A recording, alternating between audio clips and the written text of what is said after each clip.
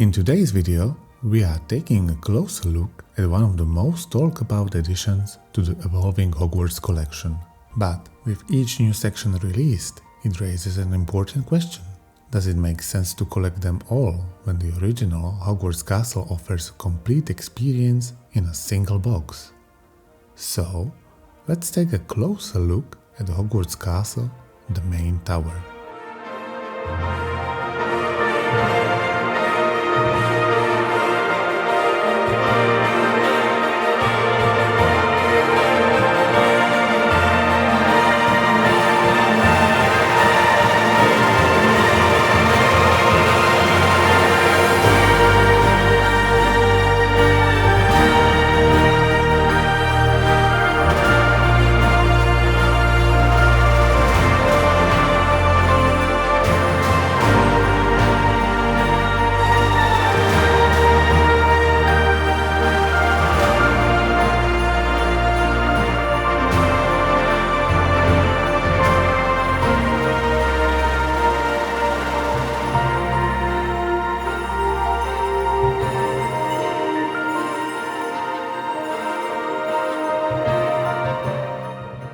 Let's take a closer look at the minifigures included in this set, starting with the iconic trio we all know and love.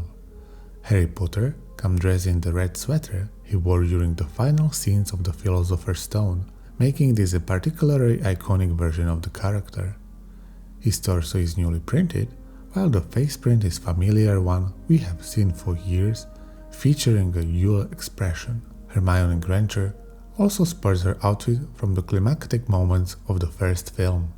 The front and back torso prints are beautifully detailed, and she too comes with two facial expressions, a smile and a more anxious look. Ron Weasley, interestingly, is wearing a different outfit than Harry and Hermione, which feels slightly out of place considering the scene it's meant to reflect. Still, he features the same dual-sided face print we have seen since 2018. Neville Longbottom is outfitted in his memorable pajamas from the scene where he tries to stop the trio.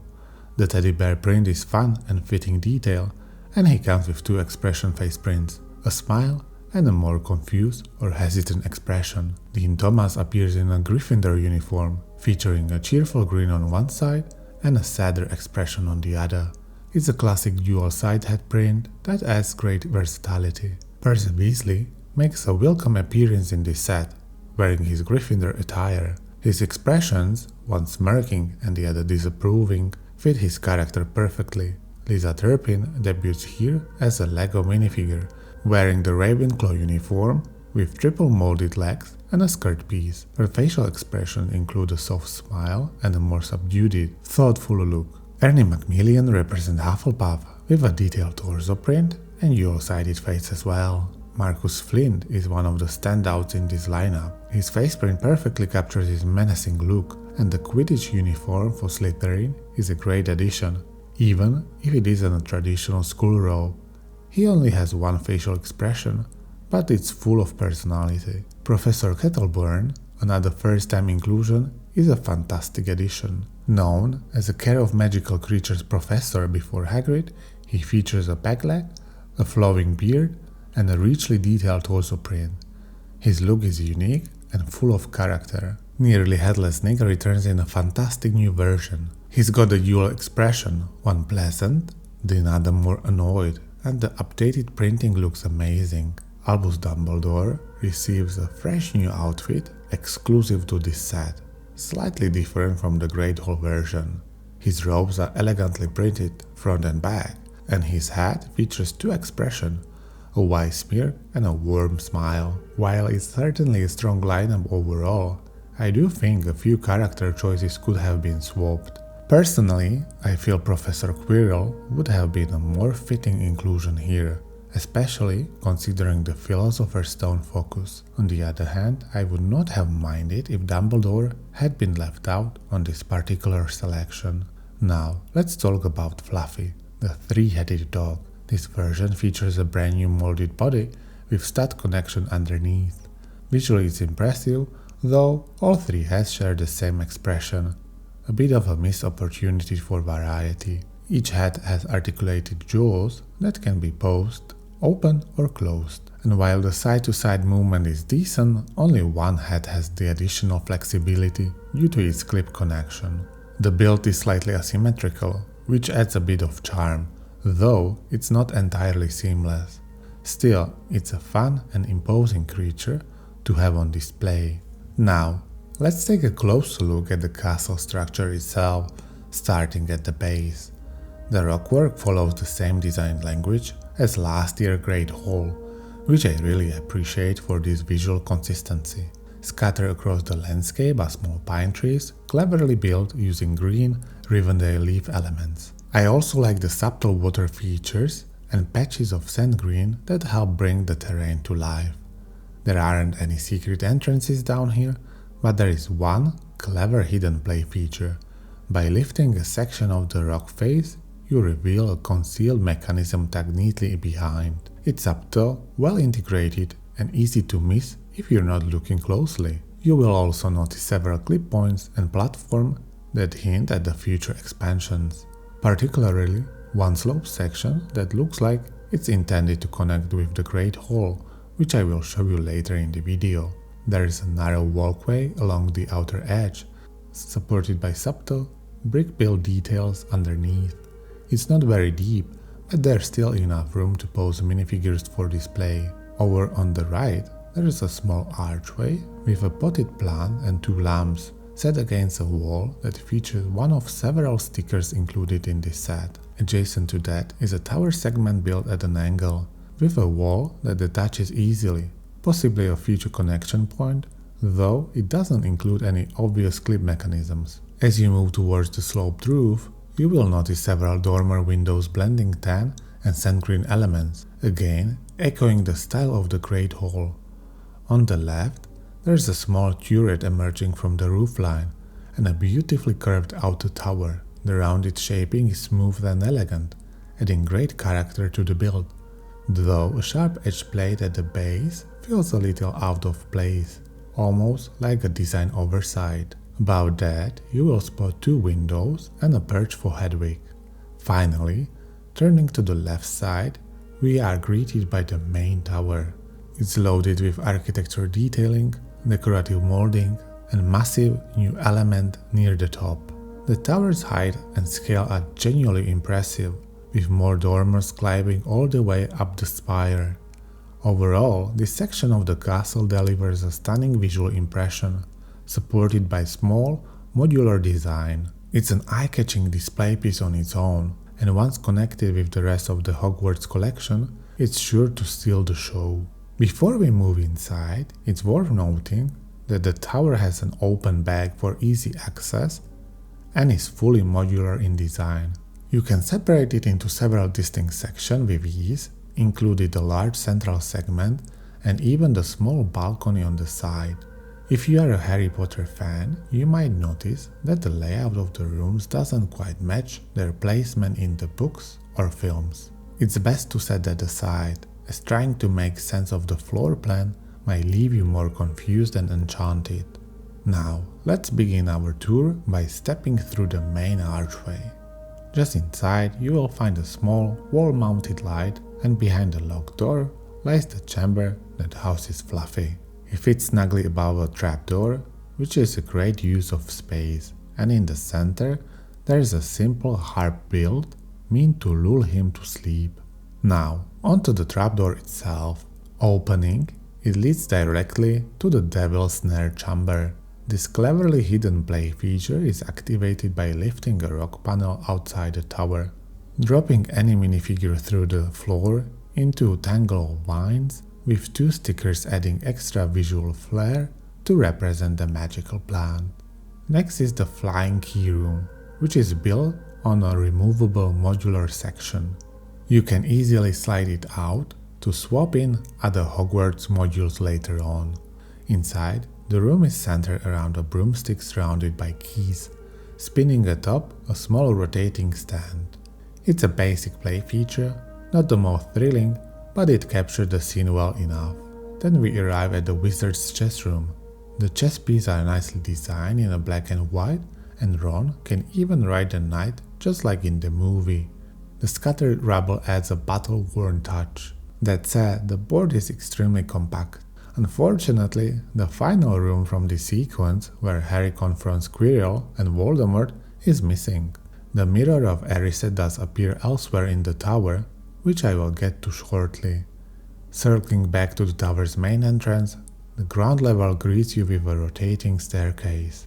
Surrounding it are small decorative details, like Slytherin-colored podium with a bust, a trophy cabinet, and various portraits, including a few collectible ones. Interestingly, I ended up with some duplicates. Climbing up one level, you will find a decision point. Continue ascending, or take a detour into the Gryffindor common room. The Fat Lady's portrait can be opened slightly, though one of the armchairs blocks the doorway. The common room itself is cozy, filled with red furniture and soft carpeting. It's not overly ornate, but it gets the theme across well. The fireplace adds a nice touch, though a not too serious black fire coal moment would have elevated it. There's also a small dormitory section with just 2 beds, topped with Bertie Bott's jelly beans.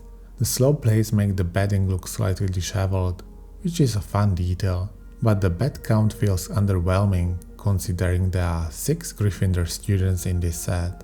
A bunk bed addition would have been a smart choice. Back into the tower, further up you will find more staircases, one of which leads to Dumbledore's office. Before reaching it, there is a buildable golden eagle. A nice little touch, even if the location of Dumbledore's office within Gryffindor Tower might raise a few continuity questions. His office is packed with details: the sorting hat on its pedestal, a perch for frogs, the sword of Gryffindor, and various magical curiosities. You can remove the desk to see the minifigure behind it, and there are stair-like ridges behind the columns that enhances the verticality of the space. Above the office is the mirror of Erised scene. This part of the build feels a bit like an afterthought, as if the designers weren't quite sure what to place here. Still, it's a beautiful scene. The mirror has a reflective sticker showing Harry and his parents, and when flip around, you will see him holding the Philosopher's Stone. It's a charming setup, complete with flames on the floor and a little hiding spot for the stone itself. At the very top of the tower, you will find yet another hiding place for the Philosopher's Stone, and a small spider for added texture, and one final collectible portrait. Whether the spider is meant to represent Aragog or is just atmospheric is anyone's guess.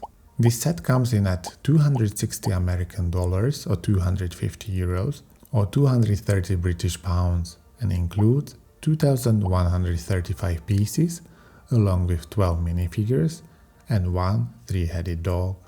It also includes multiple instruction booklets, each covering a different section of the build, which makes it perfect for couples or families building together. If you're planning to add this set to your collection, I would really appreciate it if you used my affiliate links below. Since LEGO doesn't sponsor these videos, your support goes a long way in helping the channel. As for the building experience, don't expect groundbreaking techniques. This set is clearly aimed at a younger audience. That said, there were a few clever sections that surprised me with how well they were designed. Overall, it's a straightforward build, though you can expect some repetition, especially when assembling the tower. It took me around 4 hours to complete, and I have to say the final model is definitely larger than I expected. And now for the most exciting moment, connecting the 2 largest Hogwarts sets together. And honestly, the result is stunning. The architecture flows beautifully, and it's clear how much thought went into the modular design. At the moment, there are 4 possible connection points for attaching the tower, but I haven't found any official guidance on which one is correct. Personally, the second or third position feels like the most natural fit. And now that we are roughly a third of the way through building the full castle, I find myself a bit conflicted. Compared to the original microscale Hogwarts Castle, this version feels like a grand, scaled-up reimagining, only at significantly higher cost. It raises the question, is it really worth investing in all these separate expansions, where the original set offers the full castle experience in a single box for a fraction of the price. Sure, once completed, this newer version will look truly epic, but it still features an open back design. In fact, when the Great Hall and the main tower are connected, you really have to view them from a specific angle. Move too far to the right and you will start seeing the open interior of the Great Hall, breaking the illusion a bit. As for the main tower itself, while I do enjoy the exterior and some of the lower dungeon areas, the interior feels a little unfocused. It's supposed to represent Gryffindor Tower, yet it blends in so many other rooms that it ends up feeling like everything and nothing at once. I was hoping for a more complete Gryffindor common room with dormitories for both boys and girls, but that's not quite what we got. And while I appreciate the addition of the magical details, Dumbledore's office feels oddly placed. That iconic spiral staircase leading up to his office is missing, and the location doesn't quite match what we know from the films or the books. But enough from me. What do you think? Do you prefer this modular approach, or would you rather have one complete set? Let me know your thoughts in the comments below, as I would love to hear what you think. Thanks so much for watching, and if you enjoyed this video and want to see more, don't forget to like, subscribe, and use those affiliate links if you're picking up anything LEGO related. Thanks again, and until next time, happy building!